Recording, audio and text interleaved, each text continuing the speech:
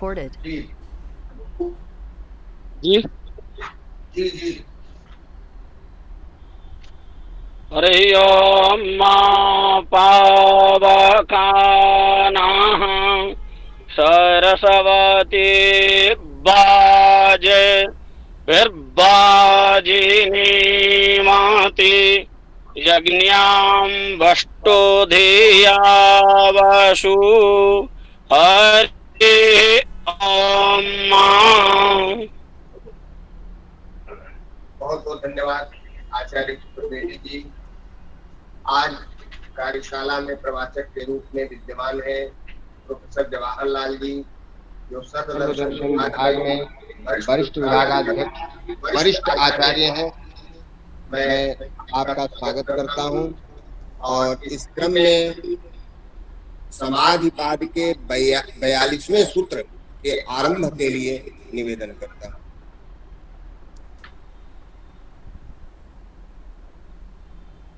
खण्डमण्डलाकारं व्याप्तं येन चराचरं तत्पदं दर्शितं येन तस्मै श्रीगुरुवे नमः।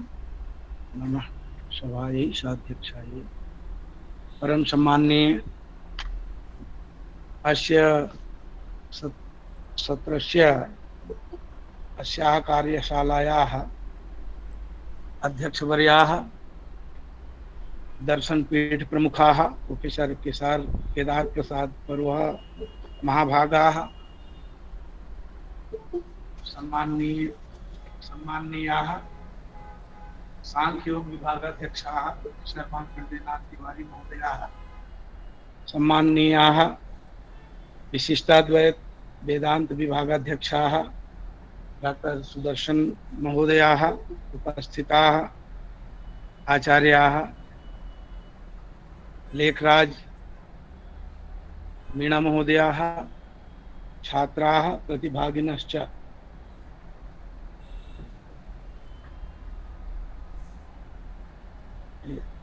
अस्याः कार्यशालायाः अयमस्ति पञ्चमः दिवसः, षष्ठमः दिवसो वा। तत्र इतः प्राक् अस्माभिः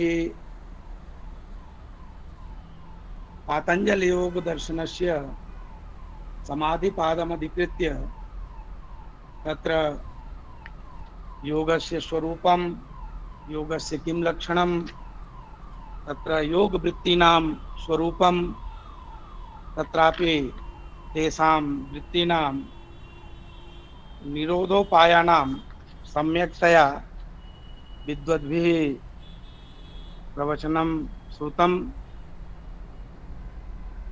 तत्र तदनु अधिकारिभेदेन यत् योग साधनानां विवेचनम् ईश्वर स्वरूपादिकं विचारः इतः प्राक् जातः, तत्रापि योगस्य वयं जानीमः योगः द्विधा भवति,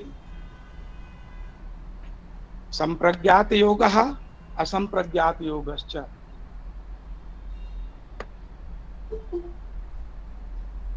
तत्रापि यो हि संप्रज्ञात योगः तस्य चतुर्विभागः आचार्यैः सूत्रकारैः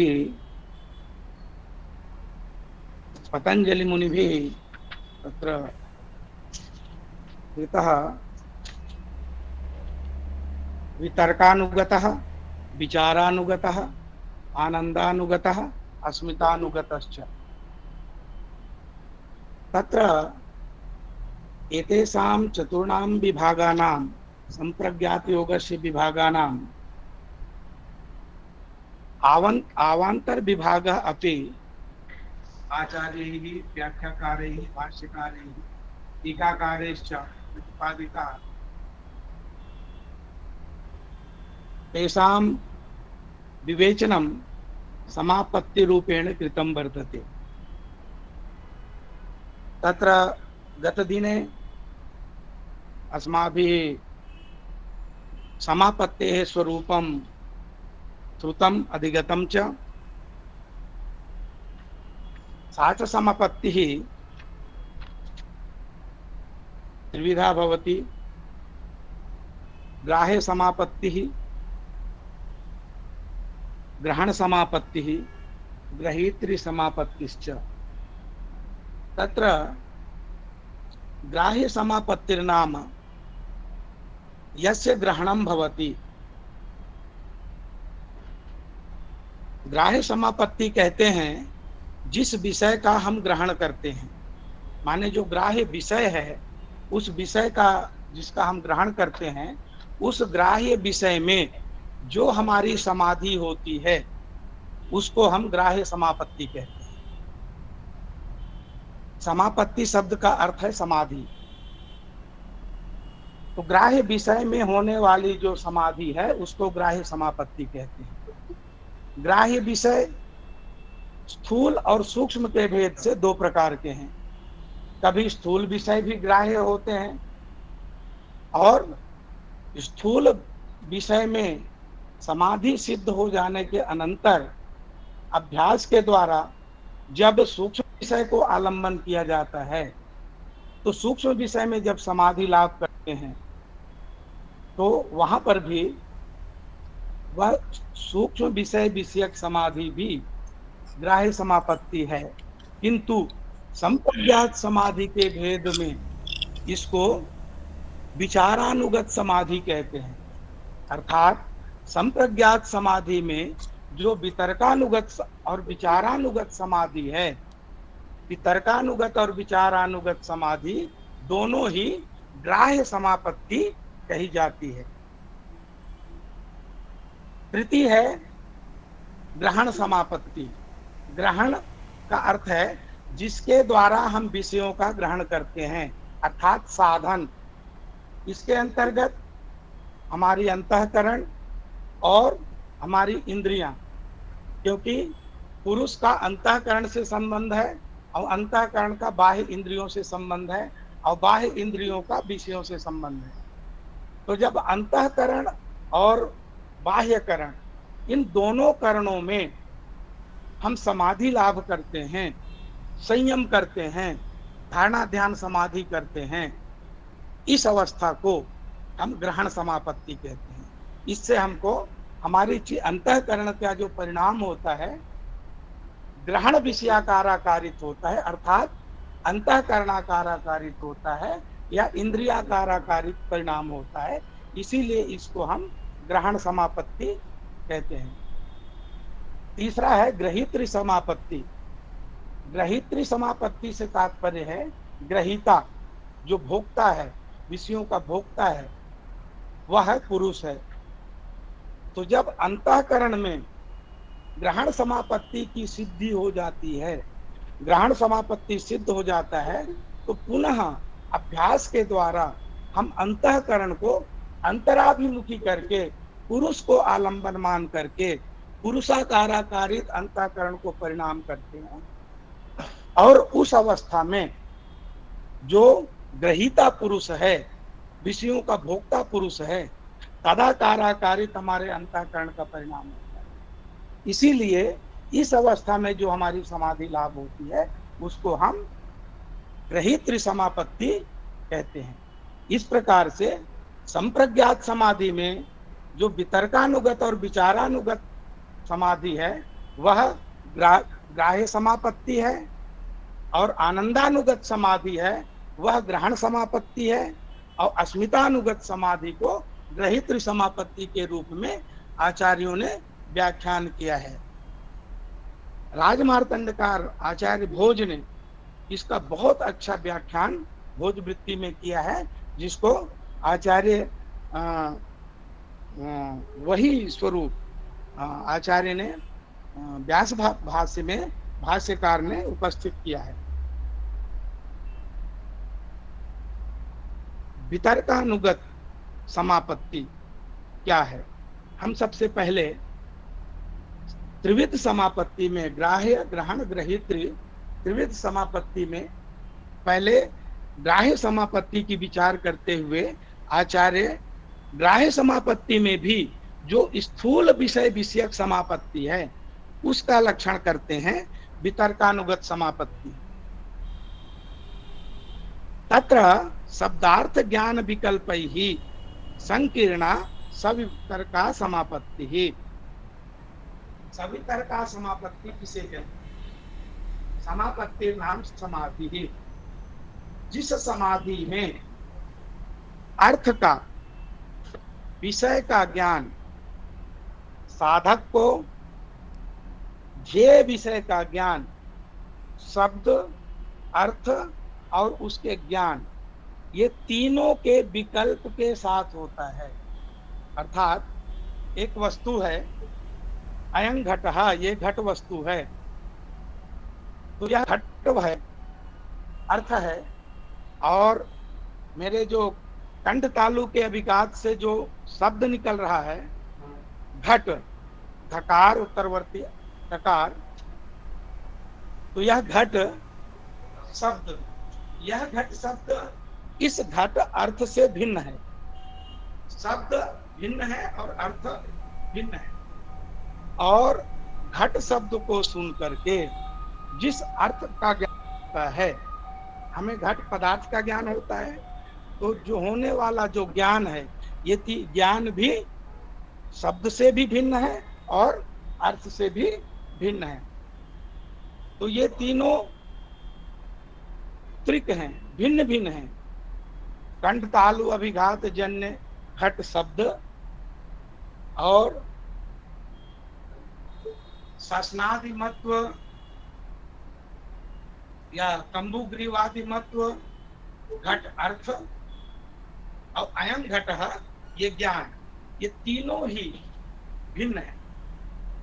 तो जब हम शब्दार्थ ज्ञान विकल्पैहि संकीर्णा समापत्ति होती है। संकीर्णा माने जब तीनों ही शब्द अर्थ और ज्ञान के सहित मिल करके जब विषय का ज्ञान होता है, अर्थ का ज्ञान होता है, उससे जो समाधि होती है उसे हम सवितर्क समापत्ति कहते हैं।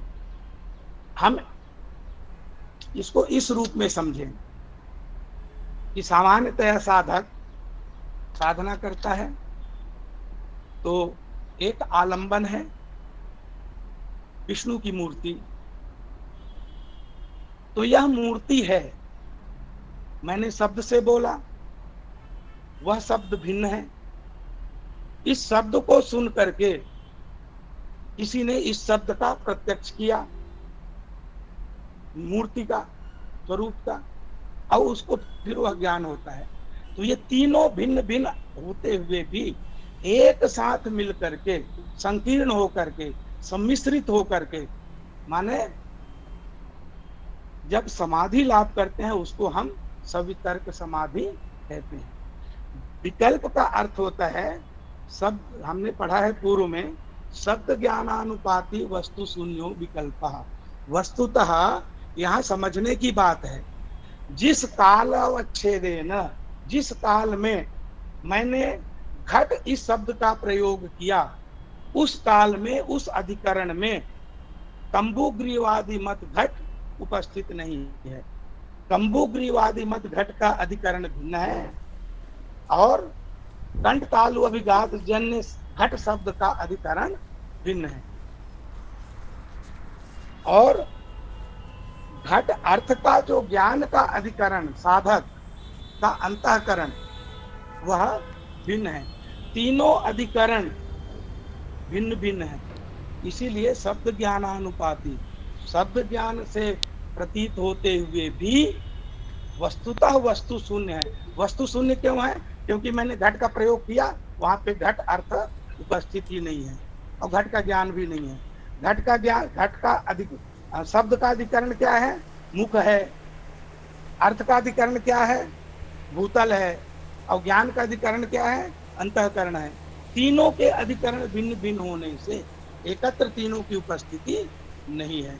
इसीलिए आचार्य ने कहा है शब्द अर्थ ज्ञान विकल्प ही, विकल्प के साथ संकीर्ण होकर के, एक के अधिकरण में दूसरे को नहीं रहते हुए भी तीनों मिल करके जब समाधि लाभ कराते हैं उसको हम वितर्कानुगत समाधि कहते हैं। तद्यथा भाष्यकार कहते हैं, भाष्यकार उसको स्पष्ट कहते हैं, यथा गौरिति शब्दो गौरित्यर्थो गौरिति ज्ञानम इत्यविभागेन विभक्ता नाम अपि ग्रहणम दुष्टम। गौ शब्द कंठ तालु अभिघात जन्य शब्द, गौ अर्थ तंबु माने शासनादि मत्व, जो गौ जो गोष्ठ में गोष्ठ वृत्ति है, और गौरिति ज्ञानम अविभागेन विभक्ता नाम अपि, ये भिन्न भिन्न है, तीनों के अधिकरण भिन्न होते हुए भी अविभक्त हो करके माने विषय को ग्रहण कराते हैं। इसी अवस्था को हम प्रज्ञात समाधि वितर्कानुगत ग्राह्य समापत्ति के रूप में हम जानते हैं। विभज्यमानाश्च अन्ये शब्द धर्मा, अन्य अर्थ धर्मा, अन्य ज्ञान धर्मा तदेव उच्यते। इसी बात को और स्पष्ट करें, ये विभज्यमान है क्योंकि शब्द का धर्म अन्य है, भिन्न है, अर्थ का धर्म भिन्न है। शब्द में कंठ तालु अभिघात जन्यत्व धर्म है, अर्थ में गोष्ठ वृत्तित्व है, और ज्ञान में अंतःकरण वृत्तित्व आदि धर्म है। तो अन्य ज्ञान धर्म इत्येतेषां विभक्ता पंथा, तीनों अलग अलग हैं, तीनों के वृत्ति भी अलग अलग हैं, अलग अलग वृत्ति होते हुए वे सम्मिश्रित होकर के संकीर्णा, इसीलिए सूत्रकार ने संकीर्णा पद का प्रयोग किया है कि संकीर्ण होकर के, एकत्व होकर के भी अपने अर्थ को, अपने ध्येय विषय को साधक को उपस्थित करते हैं। तत्र समापन्नस्य योगिनो योगवाद्यर्थः समाधि प्रज्ञायां समारूढ़ः स चेत शब्दार्थ ज्ञान विकल्पानुविद्ध उपावर्तते सा संकीर्णा समापत्ति सवितर्केति उच्यते। तत्र समापन्नस्य योगिनः, जो समापन्नस्य जो योगी हैं, जो समाधिस्थ योगी हैं, जो समाधि प्राप्त करने योगी, जो समाधि प्राप्त कर रहे हैं, उनको योगवाद्यर्थः समाधि प्रज्ञायाम समारूढ़ः, उनकी समाधि प्रज्ञा में, समाधि प्रज्ञा से नाम अंतःकरण में जो गवाद्य अर्थ की उपस्थिति होती है, नाम अंतःकरण का जब गवाद्य अर्थाकाराकारित परिणाम होता है, माने विषयाकाराकारित जो परिणाम होता है, उस अवस्था में सचेत शब्दार्थ ज्ञान विकल्पानुविद्धा, वह अर्थ शब्द अर्थ और ज्ञान के विकल्प से अनुविद्ध होकर के ही उपस्थित होता है। माने जिस आलंबन को साधक, आलंबन माने जो अधिकरण जिस पे समाधि लाभ, जो ग्राह्य का विषय है, जिसको लेकर के साधक समाधि करने के लिए उद्यत है, वह विषय शब्द अर्थ और ज्ञान के विकल्प से साधक को उपस्थित होता है। तीनों विकल्प से वहाँ शब्द भी उपस्थित होता है, अर्थ भी उपस्थित होता है, और उसका ज्ञान भी साधक को उपस्थित हो। उपावर्तते सा संकीर्णा, इसी अवस्था को हम समापत्ति ही सवितर्कित उच्यते, सवितर्क समापत्ति अर्थात सवितर्क समाधि कहते हैं। कहने का तात्पर्य क्या है, हमारा जो आलंबन है, जिस आलंबन को लेकर के, स्थूल आलंबन को, शब्द अर्थ ज्ञान अनुविद्ध जो अर्थ है, वह स्थूल आलंबन है। पहले साधक स्थूल आलंबन में समाधि लाभ करता है। मैं एक आपको एग्जाम्पल देता हूँ कि जैसे हमने बार बार अभ्यास किया है, अपनी माता को बार बार देखा है, श्रोत्र इंद्रिय से, चक्षु से, तो जिसको हमने बार बार देख के अभ्यास किया है, उसी विषय में ही हमारा समाधि लाभ होगा, जिसमें हमारा ज्यादा अत्यधिक मन लगेगा, अंतःकरण ज्यादा अनुरक्त होगा, ज्यादा उपवृत्त होगा, उसी में हमको समाधि लाभ होगा। और उसी को कालांतर में निर्वितर्कानुगत समाधि के अवस्था में हम उसी विषय का पुनः आलंबन करेंगे। तो इसी तरह से जो गौवादी अर्थ का हमने आलंबन किया है, उसमें साधक शब्दार्थ ज्ञान के द्वारा उसको एकत्र अनुभव करता है। इसी को संप्रज्ञात समापत्ति कहा गया है। यदा पुनः सप्त संकेत स्मृति परिशुद्धौ पुनः संप्रज्ञात समाधि सिद्धि होने के अनंतर जब साधक माने सूक्ष्म स्थूल आलंबन में जब साधक की समाधि सिद्धि हो जाती है, तब वह सूक्ष्म आलंबन विषयक समाधि लाभ के लिए समाधि के लिए प्रवृत्त होता है। सूक्ष्म आलंबन क्या होगा? तो सामान्य सी चीजें हैं कि स्थूल आलंबन जहां शब्दार्थ ज्ञान विकल्प सहित होता है, सूक्ष्म आलंबन शब्दार्थ ज्ञान विकल्प के रहित जब वही आलंबन होगा तो उसको हम स्थूल आलंबन कहते हैं। इस स्थूल आलंबन को निर्वितर्कानुगत समापत्ति कहते हैं। निर्वितर्कानुगत समापत्ति से तात्पर्य है जिस समाधि में शब्द अर्थ और ज्ञान का विकल्प ना रहे। जब तक हमें शब्द का भान होता रहेगा, अर्थ का भान होता रहेगा और उसका ज्ञान होता रहेगा, तब तक वह समापत्ति वह समाधि सवितर्कानुगत समाधि है। किंतु संप्रज्ञात सवितर्क समापत्ति के सिद्ध होने पर साधक पुनः उसी आलंबन में शब्द अर्थ और ज्ञान से रहित उस विषय का साक्षात अनुभव करता है। कैसे अनुभव करता है? जैसे अभी मैं एक एग्जाम्पल दिया, हमने अपने माता के स्वरूप को बार बार देखा, स्थूल स्वरूप को इतनी बार देखा कि हमारे अंतःकरण में वह स्वरूप अवस्थित हो गया है। अब वर्तमान में हम आंख बंद करके अपनी माता के उसी स्वरूप को, जिसको हमने बार बार अनुभव किया है, अंतःकरण में अनुभव करें तो वह स्वरूप हमें दिखाई देगा। वहां ना हमको शब्द रहेगा, है स्थूल स्वरूप ही है, किंतु वहां शब्द भी नहीं है, अर्थ की उपस्थिति भी नहीं है और उसका ज्ञान भी नहीं है, केवल स्वरूप की अनुभूति मात्र। इसी अवस्था को भाष्यकार ने पर प्रत्यक्ष कहा है। अंतःकरण में उस स्थूल विषय का हमें पर प्रत्यक्ष हो रहा है। पर प्रत्यक्ष से अर्थ है कि साक्षात अंतःकरण के द्वारा ही वह विषय मात्र का ज्ञान हो रहा है। उस समय अंतःकरण की भी हमारी प्रतीति नहीं होती है। इसका अर्थ क्या है? जो ज्ञाता ज्ञान और ज्ञेय की त्रिपुटी है, वहां पे ज्ञाता और ये त्रिपुटी का भी अभाव हो जाएगा, केवल स्थूल विषय का ही अनुभव होता रहेगा। इसी विषय अवस्था को हम निर्वितर्कानुगत समापत्ति कहते हैं। इसी को आगे भाष्यकार कहते हैं, उसी के लिए ये भूमिका बना रहे हैं। पुनः यदा पुनः शब्द संकेत स्मृति परिशुद्धौ, जहां शब्द संकेत की भी माने अभाव हो जाता है, इस परिशुद्ध हो जाता है, माने उसका भी समाप्ति हो जाता है।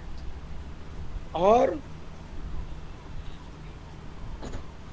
शब्द संकेत जन्य अनुमान या आगम आदि की भी विकल्पों की जहां पे अभाव हो जाता है, माने आगम अनुमान आदि प्रमाण की भी जहाँ पे गति नहीं होती है, प्रवृत्ति नहीं होती है, ऐसी समाधि प्रज्ञायाम शून्यायाम समाधि प्रज्ञायाम स्वरूप मात्रेण अवस्थितो अर्थः, उस समय अर्थ मात्र की ही प्रतीति होती है, उसी ग्राह्य स्थूल ग्राह्य अर्थ मात्र की प्रतीति होती है। उस समय हमें अंतःकरण का भी बोध नहीं होता, हमारे अंतःकरण भी प्रवृत्त नहीं होता है, वह भी विषयाकाराकारित ही भान होता है। तत्स्वरूपाकार मात्र तयैव अवच्छिद्यते सा च निर्वितर्का समापत्ति। तत्स्वरूपाकार नाम है जो स्थूल विषय का हमने संप्रज्ञात सवितर्क समापत्ति में जिसकी सिद्धि की है, वही स्वरूप मात्र की अवस्थिति होती है, जब उस समय अंतःकरण भी का भी भान नहीं होता। इसी अवस्था को निर्वितर्क समापत्ति कहते हैं। तत्परम प्रत्यक्षम, तत्परम प्रत्यक्षम का अर्थ ये है कि योगी लोगों को यह साक्षात प्रत्यक्ष होता है, यह परम प्रत्यक्ष। परम प्रत्यक्ष क्यों है? क्योंकि इसमें शब्दार्थ ज्ञान विकल्प रहित प्रत्यक्ष है, और जहाँ शब्दार्थ ज्ञान विकल्प सहित प्रत्यक्ष है वह अपर प्रत्यक्ष है। इसका क्या हुआ? जो सवितर्कानुगत सवितर्क समापत्ति है वह अपर प्रत्यक्ष है योगियों का, और जो निर्वितर्क समापत्ति है या निर्वितर्का समापत्ति है वह पर प्रत्यक्ष है। यही पर प्रत्यक्ष अनुमान आगम आदि के का कारण है। इसी पर प्रत्यक्ष को योगियों के इसी पर प्रत्यक्ष को इसी प्रकार योगियों ने आगम में श्रुति में जो उपदेश है, ऋषियों ने जो ऋषियों मंत्र द्रष्टारः मंत्रों का जो उन्होंने साक्षात्कार किया, इसी क्रम से किया। उन्होंने साक्षात्कार किया और उसका उपदेश किया।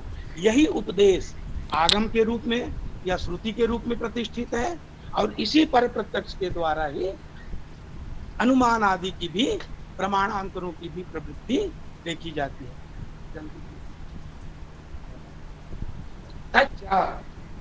तच्च पर प्रत्यक्षम श्रुतानुमानयोः बीजम तदेव उच्यते। इसी बात को भाष्यकार और स्पष्ट करती है। यह जो पर प्रत्यक्ष है वह श्रुत और अनुमान दोनों ही अस्माकं मते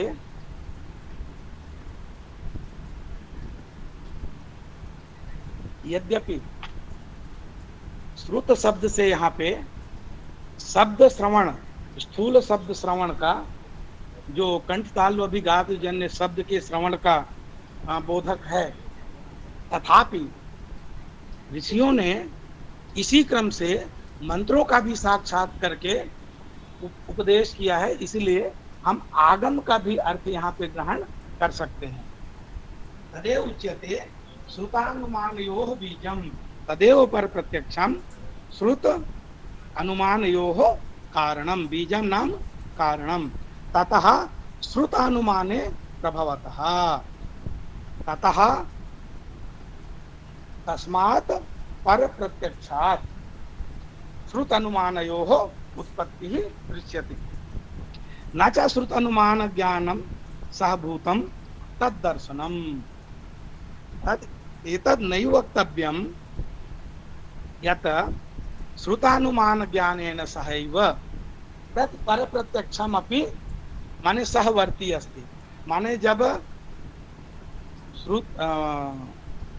श्रुत ज्ञान या श्रुत प्रमाण या अनुमान प्रमाण की जब उपस्थिति होती है, तत्कालावच्छेदेन एव पर प्रत्यक्ष की भी उपस्थिति होती है, ऐसा हम नहीं कर सकते हैं।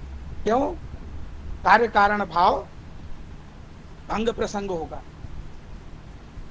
इसीलिए भाष्यकार ने स्पष्ट किया है, न च तत् श्रुतानुमान ज्ञान सहभूतम तद्दर्शनम, तस्मात् उपसंहार करते हैं, असंकीर्णम प्रमाणांतरेण योगिनो निर्वितर्क समाधिजम दर्शनम इति। योगिनो यद निर्वितर्क समाधिजम दर्शनम भवति असंकीर्णम प्रमाणांतरेण, वह दर्शन, वह आत्म साक्षात्कार, वह पर प्रत्यक्ष प्रमाणांतर से सम्मिश्रित नहीं होता। अर्थात श्रुत अनुमान से सम्मिश्रित प्रत्यक्ष योगियों को निर्वितर्क समापत्ति का प्रत्यक्ष नहीं होता। अर्थात निर्वितर्क समापत्ति की अवस्था में अनुमान और श्रुत प्रमाण की उपस्थिति नहीं होती। उस समय केवल पर प्रत्यक्ष के द्वारा ही साधक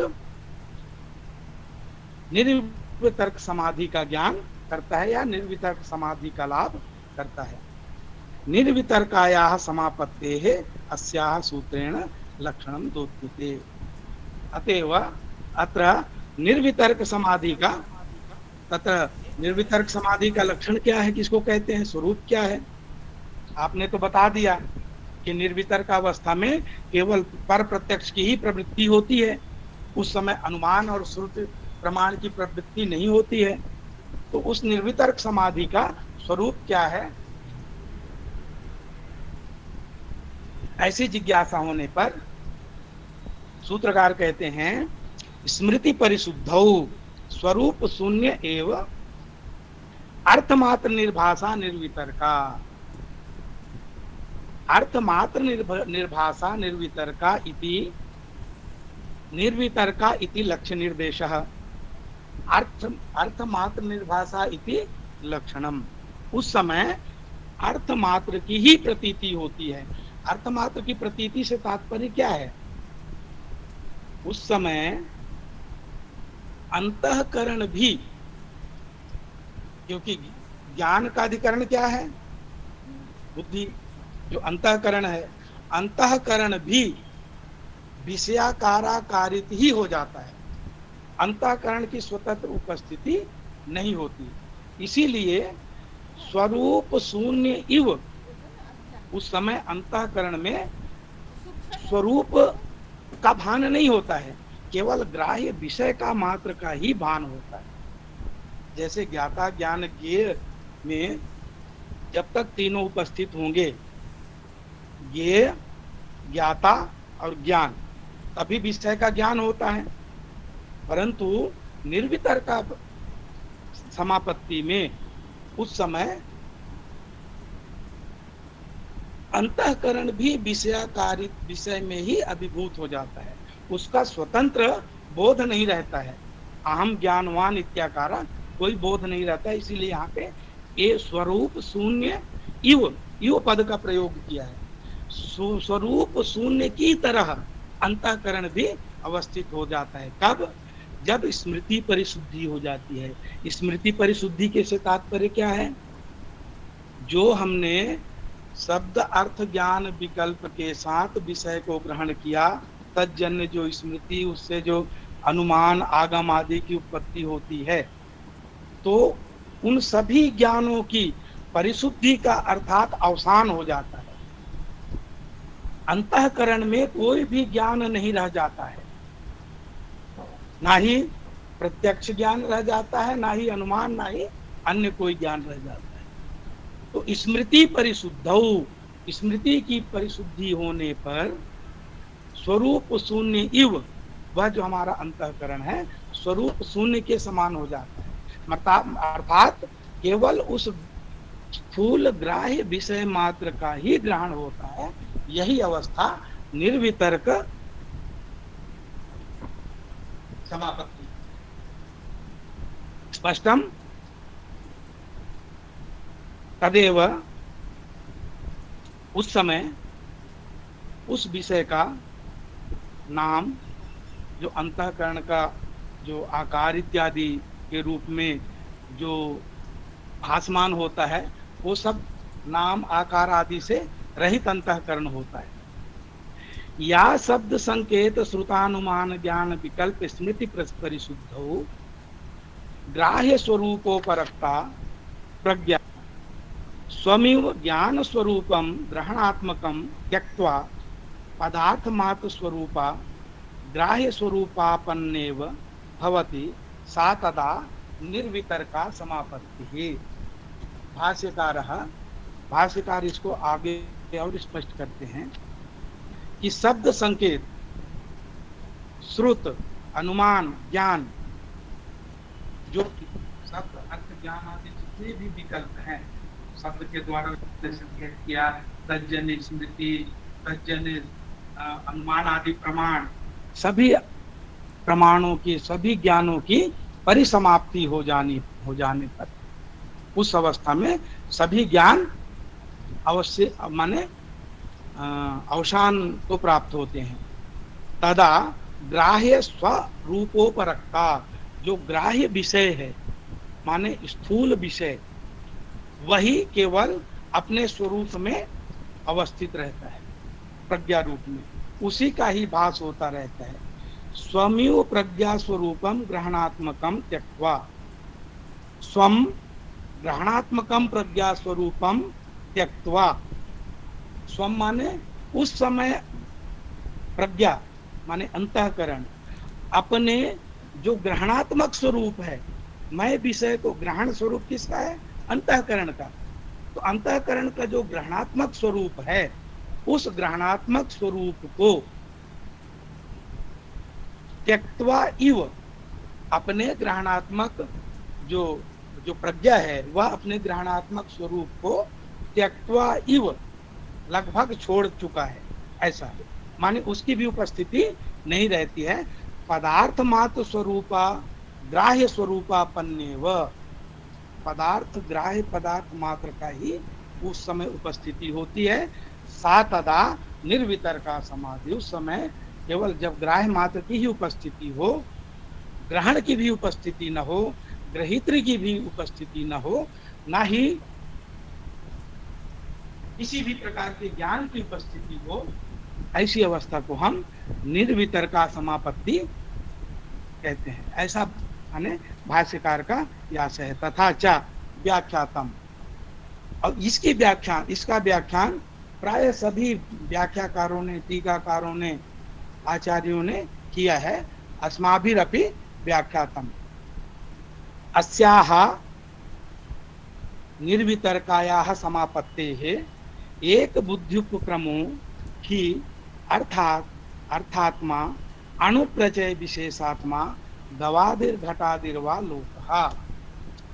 अस्याः निर्वितर्कायाः समापत्तेः, विषयः का, इसका विषय क्या है?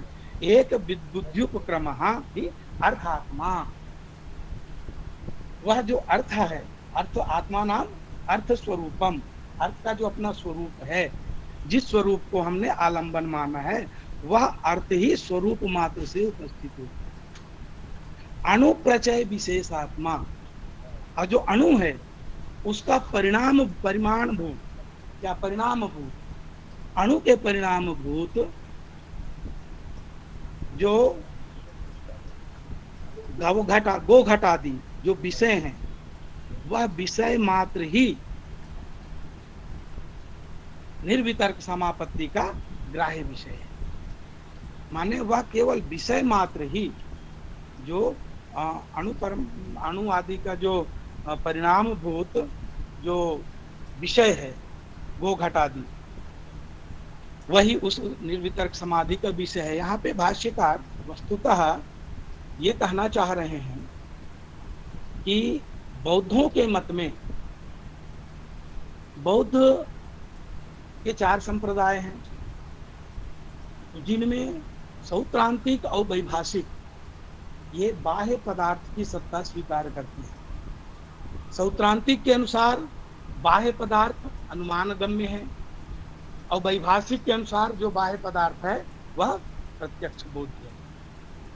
किंतु वह बाह्य पदार्थ, ये बाह्य पदार्थ कोई भी, वह परमाणुओं का पुंज है, परमाणु का समुदाय है, और परमाणु का समुदाय होने से परमाणु में और परमाणु समुदाय में कोई भेद नहीं है। परमाणुओं का समुदाय ही यह बाह्य पदार्थ है, ऐसा वो बौद्ध मानते हैं। सांख्य और योग दोनों ही दर्शन परिणामवादी दर्शन है। इनके अनुसार कार्य के रूप में उसी वस्तु का परिणाम होता है जो वस्तु परिणाम से पहले अपने कारण में विद्यमान हो। बौद्धों के मत में और सांख्य के मत में ये भेद है। पहले बौद्धों के मत में समुदाय नहीं था, परमाणु पृथक पृथक था। उन परमाणुओं का समुदाय हुआ संघात रूप में, अर्थ रूप में। तो यह परमाणु पुंज या संघात अनेक परमाणुओं का समुदाय से नूतन उत्पन्न है। सांख्य में जो कार्य है, जो परिणाम है, वह परिणाम से पूर्व अपने कारण में विद्यमान था। इसीलिए सांख्य के अनुसार जो भी ग्राह्य पदार्थ है वह परमाणु का परिणाम है। परिणाम माने सूक्ष्म पदार्थ का ही परिणाम स्थूल पदार्थ है, परिणाम विशेष। जबकि अन्य मतों में, न्याय वैशेषिक के मत में भी अणु, द्वयाणु, त्रसरेणु, चतुर्णु के क्रम से कपाल आदि की उत्पत्ति होती है, पुनः कपाल से घट आदि की उत्पत्ति होती है। तो घट परमाणु से भिन्न है। बौद्धों में भी परमाणु भिन्न है, परमाणु समवाय भिन्न है। सांख्य में कारण और कार्य में अभेद अन्वय होता है, अभेद है दोनों। यही कारण है कि भाष्यकार ने जो अर्थ को अणु प्रचय विशेषात्मा गवादिर घटादिर व लोकः, जो गो घट आदि के रूप में जो अर्थ की प्रतीति हो रही है हमारे मत में, वह वस्तुतः अणु का, अणु माने सूक्ष्म तन्मात्राओं का भी परिणाम भूत है। गवादि घटादि की कोई नूतन उत्पत्ति नहीं है, ये कहना चाह रहे हैं। इससे भाष्यकार ने न केवल नैयायिकों के मत का, बौद्धों के मत का भी निराकरण करने का प्रयास किया है। आगे और स्पष्ट करेंगे। साचा संस्थान विशेषः भूत सूक्ष्माणाम साधारणो धर्म, वह जो संस्थान विशेष है माने जो ग्राह्य है, पदार्थ है, जो गो घट आदि, वह संस्थान विशेष भूत सूक्ष्मों का साधारण धर्म है, कार्य रूप धर्म है। माने तन्मात्रा आदि का परिणाम विशेष है, आत्मभूतः, और तत्स्वरूप भी है। क्योंकि कार्य कारण में हमारे यहाँ भेद नहीं मानते हैं। आपके यहाँ तो नैयायिकों के यहाँ भी, बौद्धों के यहाँ भी कार्य कारण में भेद मानते हैं। इसीलिए आत्मभूतः फलेन व्यक्तेन अनुमितः, उसके व्यक्त फल के द्वारा उसका हम अनुमान करते हैं। कारण का नाम कार्य को देख करके हमारे यहाँ कारण का अनुमान कर लिया जाता है।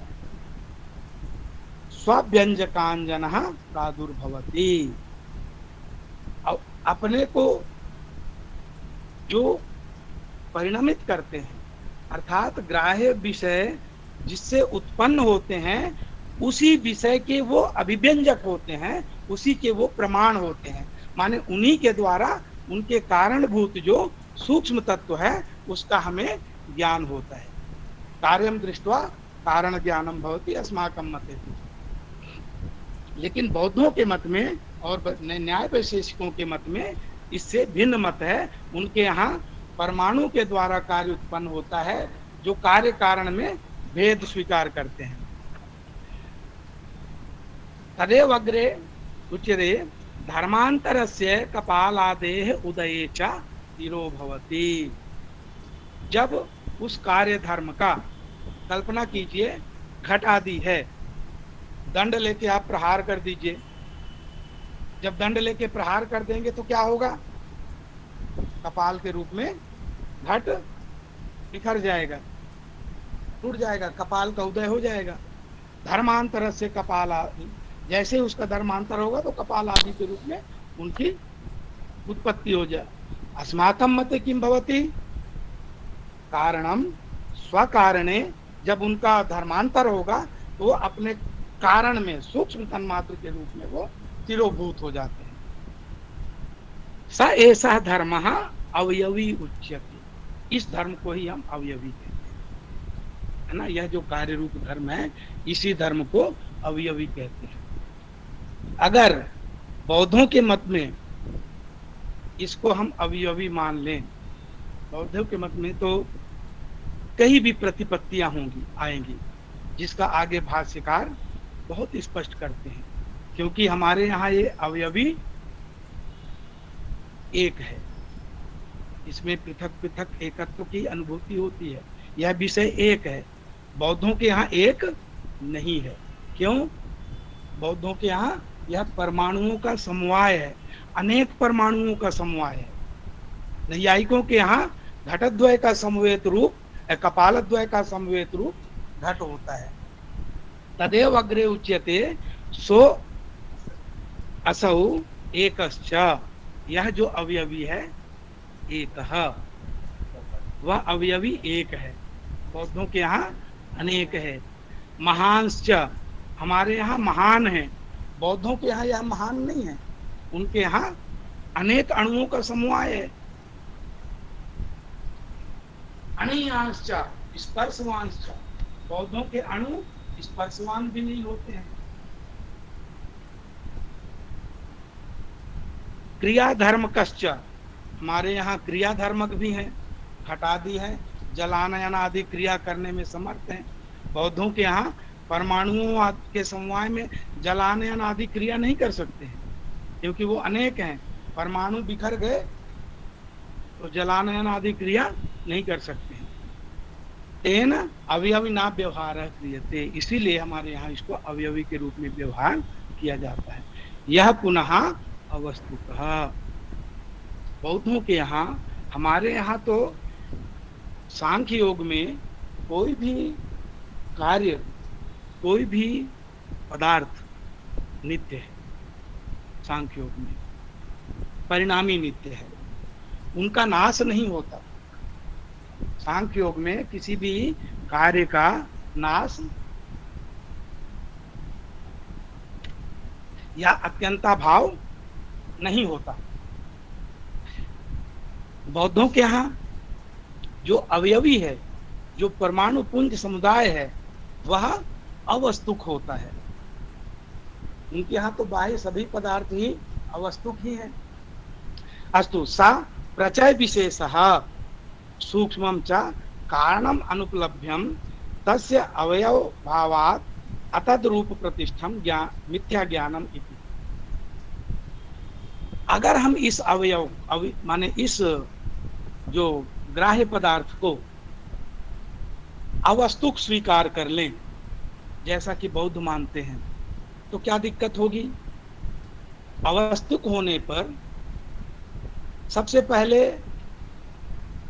इस वस्तु की हमें प्रतीति नहीं होगी, हमें ज्ञान ही नहीं होगा, क्योंकि हमें जो ज्ञान हो रहा है, जिसका हमें योगी को पर प्रत्यक्ष हो रहा है, वो वस्तु का हो रहा है, अवस्तुक का नहीं हो रहा है। अगर इसको हम सूक्ष्म मान लें तो सूक्ष्म विषय का भी प्रत्यक्ष नहीं हो पाएगा। और जब प्रत्यक्ष हो, जब सूक्ष्म विषय का प्रत्यक्ष नहीं होगा तो उसमें समाधि लाभ भी नहीं होगी। मान लीजिए अगर जैसे बौद्ध कहें भी, जैसे केस आदि का भी सूक्ष्म होते हुए भी प्रत्यक्ष नहीं होता है, दूर रहने पर, लेकिन समीप आने पर उसका प्रत्यक्ष तो हो ही जाता है। केस आदि का प्रत्यक्ष होता है ना। अगर ऐसा हम मान भी लेते हैं तो भी अस्माकं मते किं भवति, योगी प्रत्यक्ष है, योगियों को जो पर प्रत्यक्ष हो रहा है, वह पर प्रत्यक्ष स्थूल विषय विषयक पर प्रत्यक्ष है, न कि सूक्ष्म विषय विषयक पर प्रत्यक्ष है। क्योंकि निर्वितर्क समापत्ति स्थूल विषय विषयक समाधि है, सूक्ष्म विषय विषयक समाधि नहीं है। इसलिए सूक्ष्मं च कारणम अनुपलभ्यम तस्य अवयव भावात, और बौद्धों के मत को स्वीकार कर ले भी तो भी यह परमाणु रूप अवयव होने के कारण इसका जिस रूप में हमें ज्ञान हो रहा है यह वस्तु उस रूप में उपस्थित नहीं होगा, क्योंकि वस्तु का स्वरूप परमाणु रूप है और हमें जो स्वरूप का ज्ञान हो रहा है वह संघात रूप में ज्ञान हो रहा है। और बौद्ध संघात को अवस्तुक मानते हैं, निर्वस्तुक मानते हैं। इसलिए बौद्धों के मत में जो बाह्य वस्तु का प्रत्यक्ष हो रहा है वह प्रत्यक्ष ही नहीं हो पाएगा, और जब प्रत्यक्ष नहीं हो पाएगा तो उनका जो बाह्य प्रत्यक्ष विषय विषयक बाह्य विषय विषयक जो प्रत्यक्ष है वह मिथ्या ज्ञान हो जाएगा। और ऐसी अवस्था में प्रायेण सर्वमेव प्राप्त मिथ्या ज्ञानमिति, तो हमें जो ज्ञान हो रहा है वह पुंज रूप में हो रहा है, जबकि वस्तु कैसा है, परमाणु रूप में। हमें प्रत्यक्ष हो रहा है संघात रूप में, और संघात अवस्तुक है, तो हमें जो अवस्तुक का ज्ञान हो रहा है वह मिथ्या ज्ञान है। और जो मिथ्या ज्ञान होगा उस मिथ्या ज्ञान से सम्यक ज्ञान उपस्थित नहीं हो पाएगा, और जब सम्यक ज्ञान की उपस्थिति नहीं हो पाएगी उस अवस्था में हमें समाधि का लाभ भी नहीं होगा। तदाचा सम्यक ज्ञानमपि किम स्यात् विषयाभावात्, क्योंकि बौद्धों के मत में तो विषय की उपस्थिति ही नहीं है, क्योंकि विषय निर्वस्तुक है, इसलिए सम्यक ज्ञान नहीं होगा, और सम्यक ज्ञान नहीं होगा तो समाधि भी नहीं होगी, और जब समाधि नहीं होगी तो फिर प्रयोजन नहीं होगा। इसीलिए जो बौद्धों का संघातवाद है वह उसकी कल्पना करना व्यर्थ है। यद्यपि यद यद उपलभ्यते तद तद अवयवित्वेन आम्नातम, इसलिए हमको जो भी विषय का प्रत्यक्ष हो रहा है वह अवयवी के रूप में ही स्वीकार करना चाहिए, अवयव के रूप में स्वीकार करना व्यर्थ है। ठीक है। तस्मात् अस्ति अवयवी, इसलिए अवयवी जो गो घट आदि अवयवी है उसकी सत्ता हमें स्वीकार करनी पड़ेगी।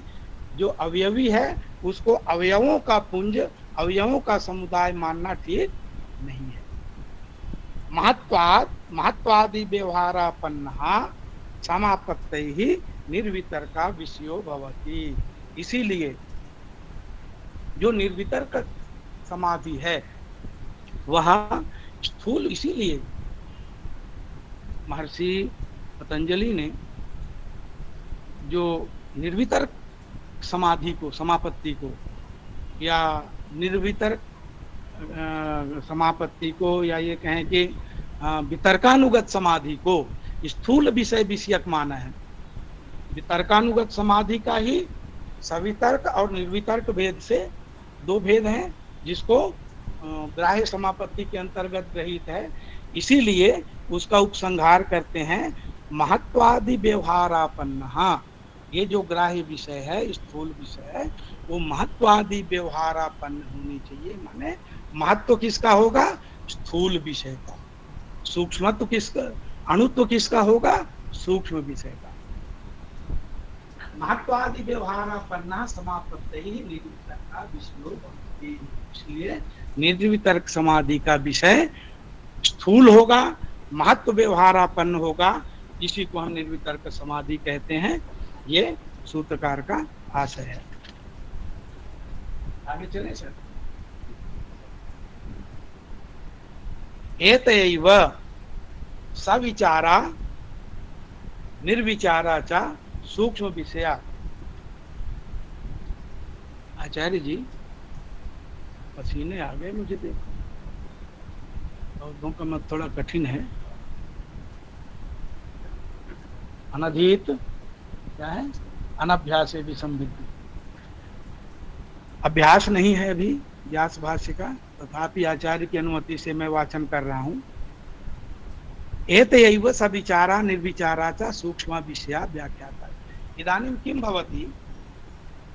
वितर्कानुगत समाधौ अथवा सवितर्क निर्वितर्क समापत्तौ स्थूल विषयः भवति, आलम्बने स्थूल विषयः भवति। स्थूल विषया भोगः वितर्कः। तत्रैव आलंबने, उसी आलंबन में, जिस आलंबन को हमने स्थूल विषय विषय, एक शब्दार्थ ज्ञानानुपाती और एक शब्द ज्ञान से रहित, उसी स्थूल विषय को जब और आगे हम सब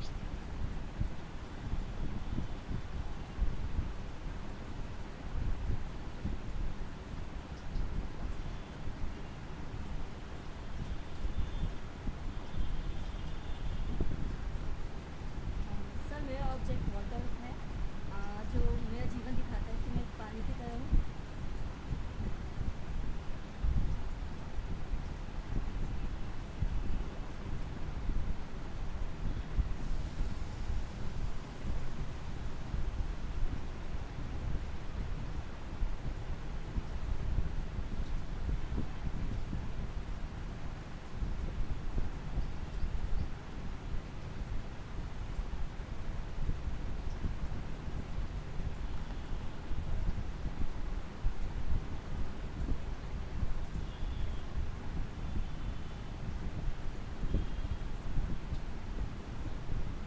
सर आवाज़ आ रही है? Yes sir, hello hello hello hello hello sir, hello hello, yes sir. Sir मेरा ऑब्जेक्ट वाटर है। सर यहाँ नेटवर्क इशू है ना, इसलिए आवाज़ नहीं आ रही थी।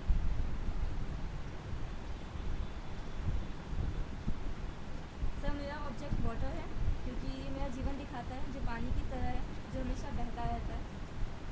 ओके।